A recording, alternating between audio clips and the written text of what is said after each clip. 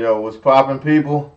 It's your boys Black and Blue, Ice Blue, my boy Black Ice. What's happening, man? March 18th.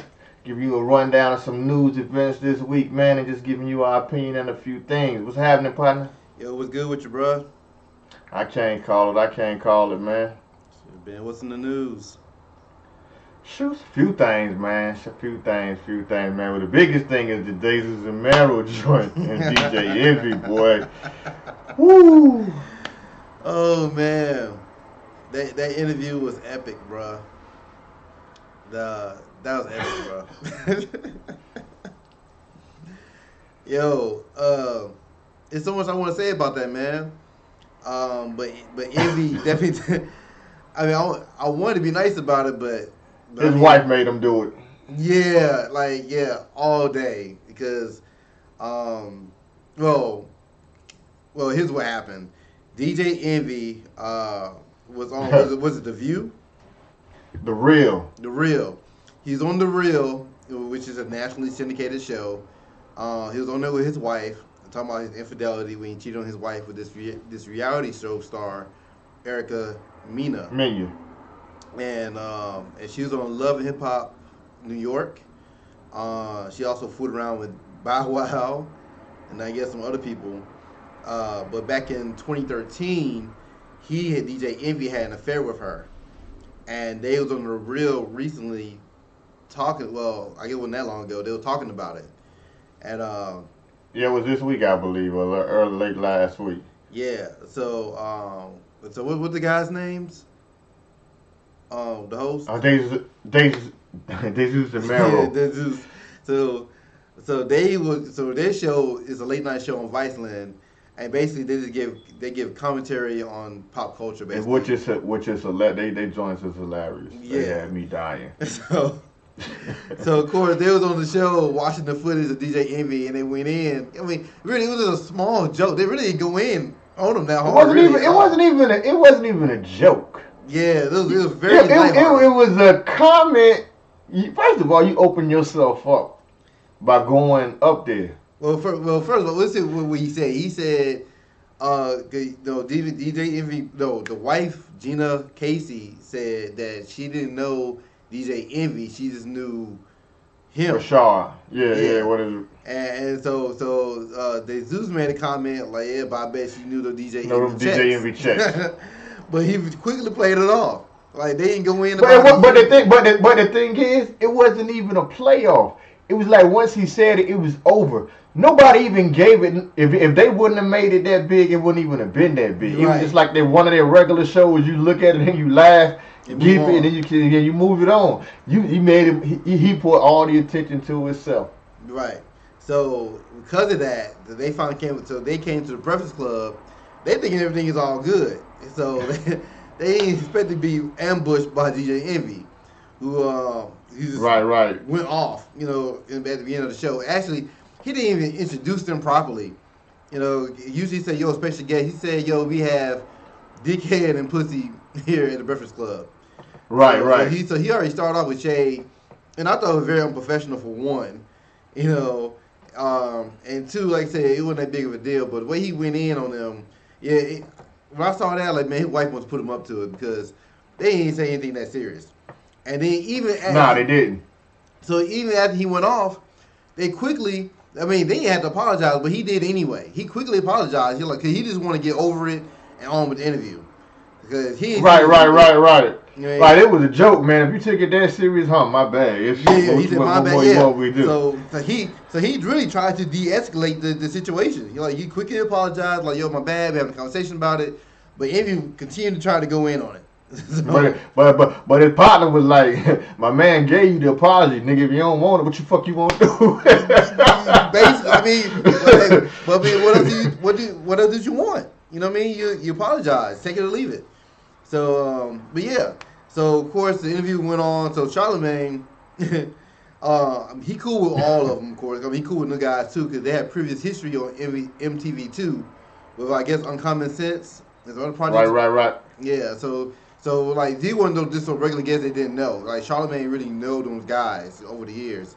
So of course, he tried to play neutral or whatever, but he understood where they came from. So during the interview, DJ Envy just walked out. Just walked out in the interview, and Charlamagne messy ass told the cameraman point to the empty chair. Point to the empty chair. Put the camera on the empty chair. So yeah, but the interview wasn't even that long. I guess the interview was like 20, 25 minutes. So we know how it is, man. You had 20/20 hindsight, and once you had the situation sink in for a while and realize what happened. Right. Desus and Mero went back to their show. That's when they they clown hard. They took the gloves off. They went in on him, and for good reason. Envy deserved it at that point. Yep. They apologized. You want to take it? All gloves off. You know what I'm saying?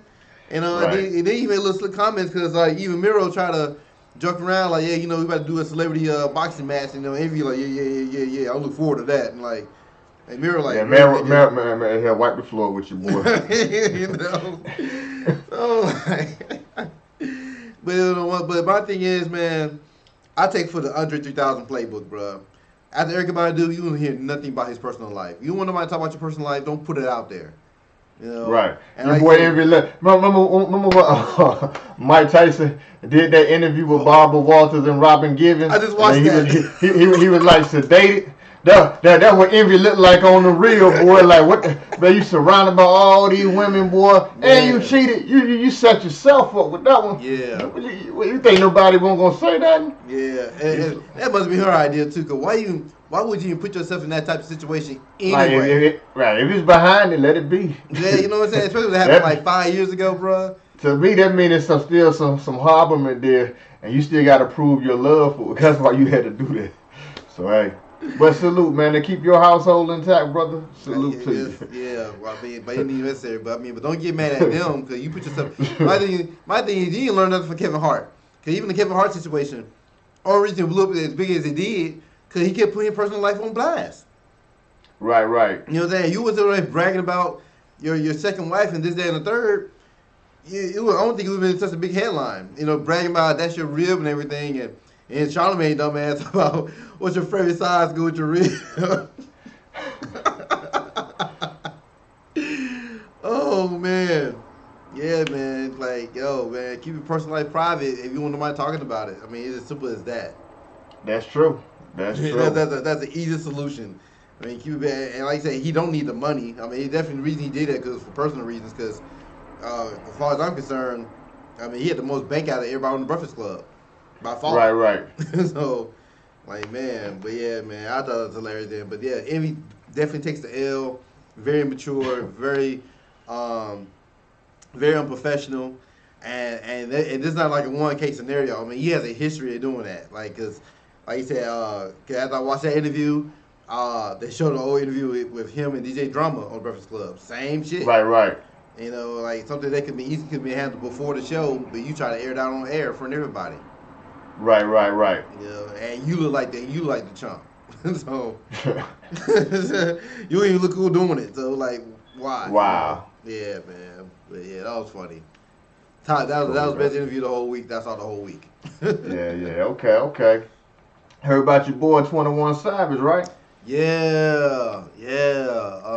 He's starting a financial literacy program. He collaborated with another nonprofit, and I think that's awesome. Yeah. He was on Ellen DeGeneres, man, and they performed that new joint it's a new joint, the new joint bank account. Yeah. And then then he gave a check of $21,000, the 21 Savage bank account, man. Gonna teach kids that financial literacy, man, how to stack their paper, hopefully, investment stocks, man, create some future millionaires. You know what, man? Rise. For all this to happen, I think influenced all that. What's that? Amber Rose. Wow. Okay. And the reason I say that because like when I heard about them being together and everything, like okay, like this is an odd couple, considering their backgrounds, whatever. But I always said that I don't expect that relationship to last long, and I don't care because that's people's personal business. I really care less about that. But right. But for his sake, I just hope that he learns some game from her. She's older. She's been in the game a long time. She's been around Kanye, so she's been around the, and she got the story. With a stripper to being with Kanye, Wiz Khalifa. So she's seen some things and learned some things. Right. And you got to think about 21 Savage at the time, like, 21, 22 years old. I mean, he's still a young guy from the hood. So right. And of course, he made some questionable moves, like going to that whole slut walk thing with Amber. I guess that what he had to do, but him and EJ Envy, they gonna do a song together. I'll do what I gotta do.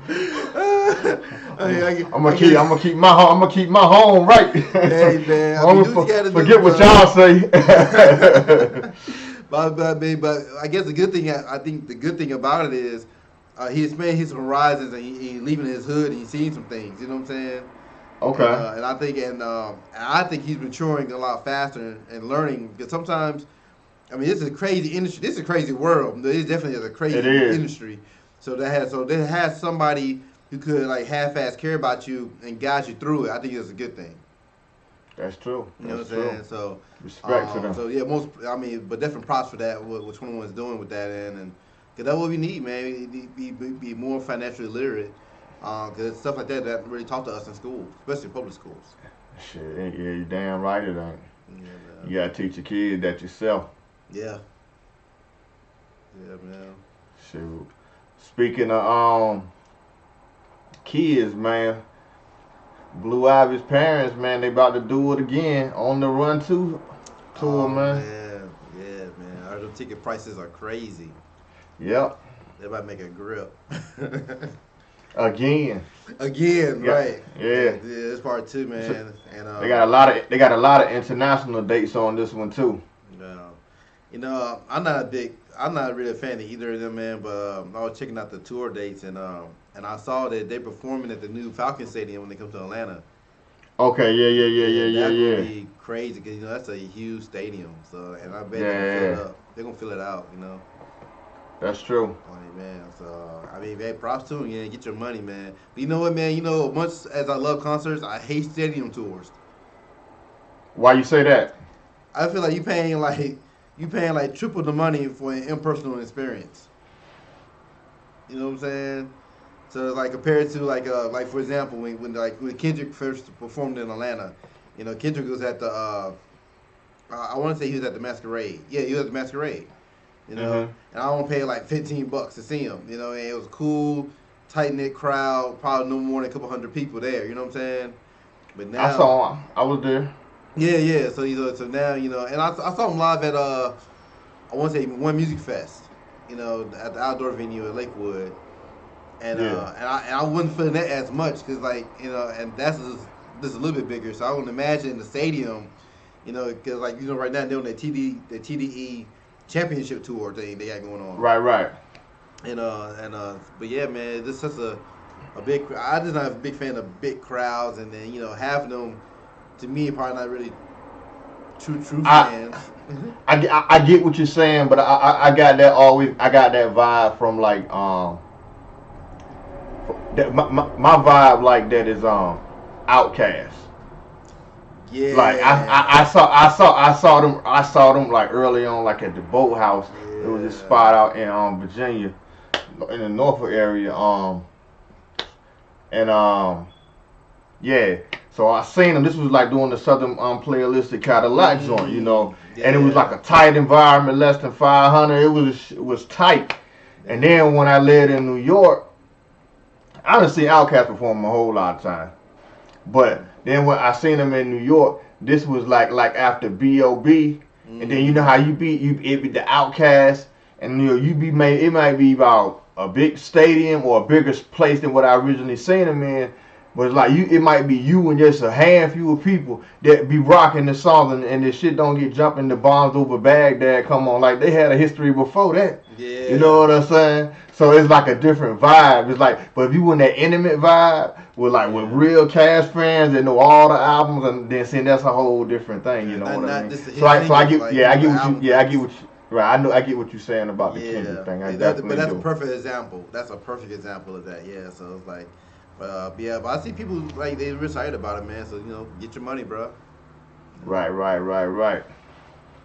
Yo, man, you heard about them bombers in Austin, Texas, man? Them package bombs. They killed a 17-year-old boy and a 39-year-old man.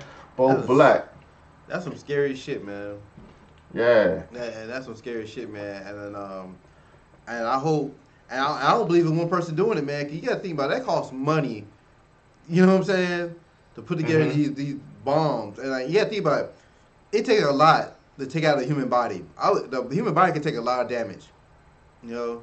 Okay. So That's true. like you gotta think about even today in the wars we have today, like the U.S. invading the Middle East, the death count is very low because most of the weapons they hit with, it maims them or injures them, but they don't kill them. A landmine, you can survive a landmine. A landmine, they might cut your legs off, but you still survive it.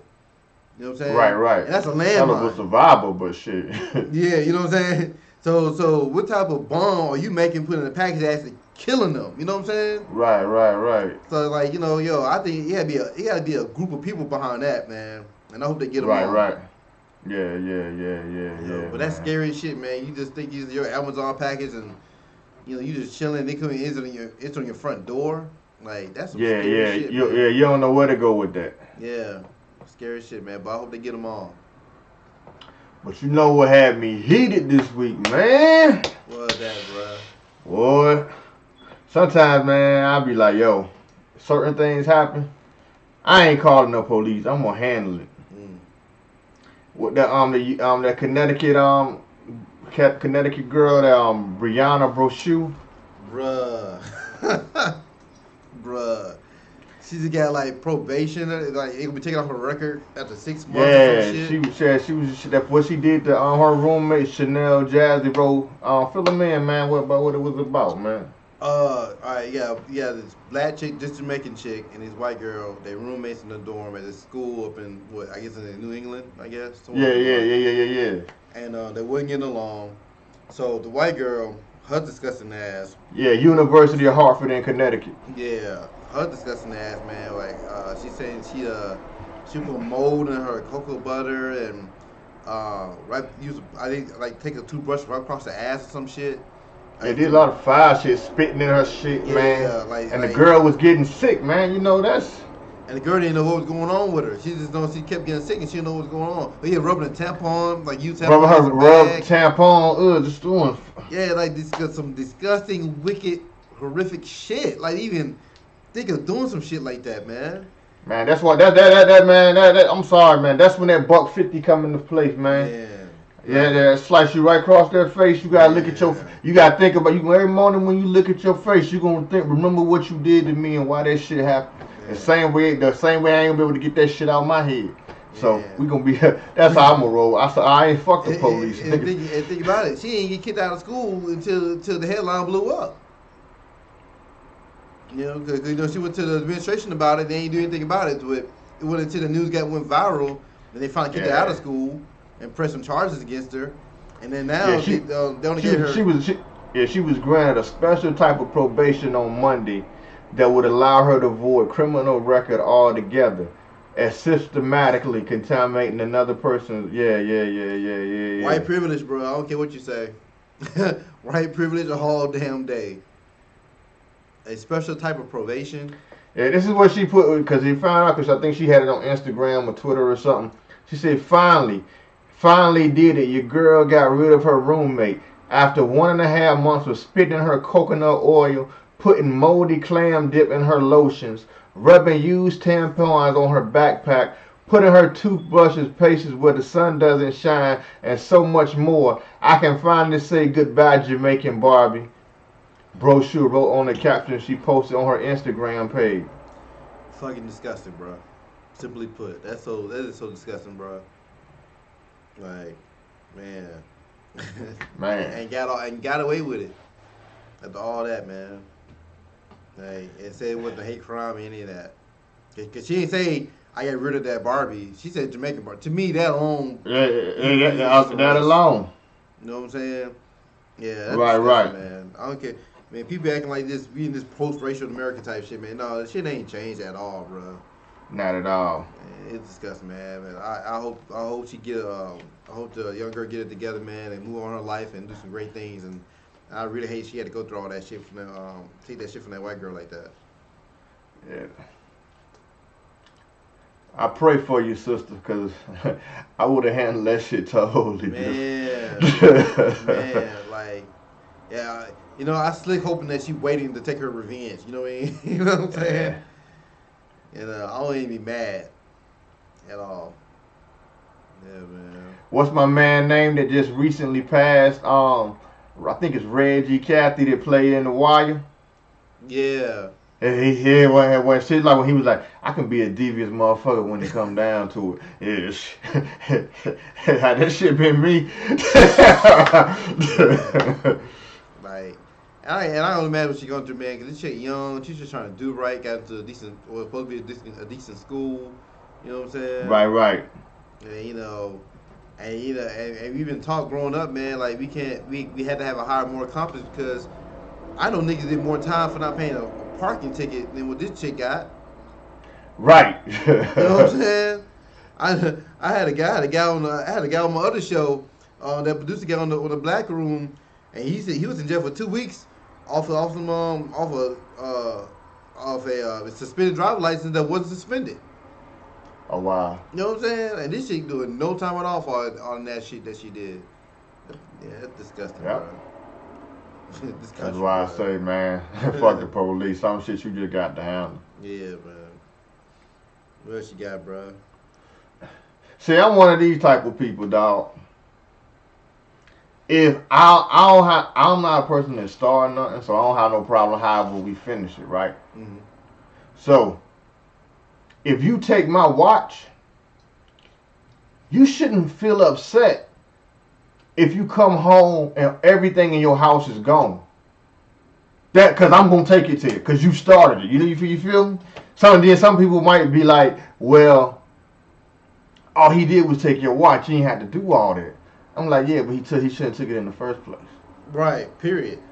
Like I'm like, it's like the kid like they get on the bus or something every day, and one person keeps smacking them upside the head. Everybody laugh. On that 21st goddamn day, Shorty just pull out a razor blade or a brick and bust Buddy in the eyeball, and he permanently blind. And then people gonna be like, oh, he didn't have to do that. He was just playing. Why y'all ain't telling him to stop before then? All those times before that. Yeah, exactly. So that's how I look at it, man. You started, I got ball and finishing it, so. Yeah, I can't even knock that. Yeah, man. I mean, I pray for you, sister. You got. Hopefully they got some money or something coming to you, cause right. Yeah, like a silver suit or something. Hopefully. Yeah, that's crazy. Oh, what about the show Blackish, man? They had to pull one of them episodes. You know that, right? Man, oh yeah, I totally forgot, man. Cause Blackish back on the air. They took a break, so they back for the spring and before the sweeps and everything. Mm-hmm. So, I was catching up with the show, but I'm like, man, I ain't seen the episode in like over a month or so. So I saw they was bringing the episodes back. So I caught up on the episodes, and I read an article that they pulled the episode that they did about black men, like black athletes kneeling in the NFL.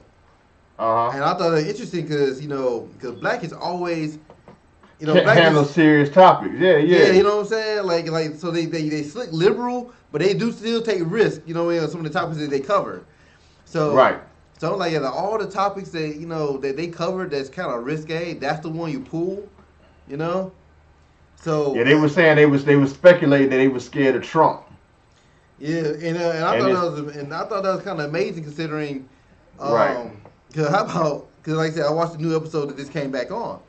One of those episodes, bro, because I don't know if you've been watching the show or not, but one of the episodes talks about Junior and Zoe losing their virginity, them smashing for the first time. Okay. You know what I'm saying? And usually sex is like a taboo topic, especially when it comes to TV. You know how people feel about sex and sex education and, how you supposed to the kids. Because I'm not sure what demographic I'm assuming the demographic is adolescent and up for Blackish. You know what I'm saying? Okay. But it's almost like it's almost like the whole thing about sex education in the schools. How that was such a big deal because some parents think one thing, other parents think another thing. Some parents think the government should be teaching certain things a certain way. You know what I'm saying?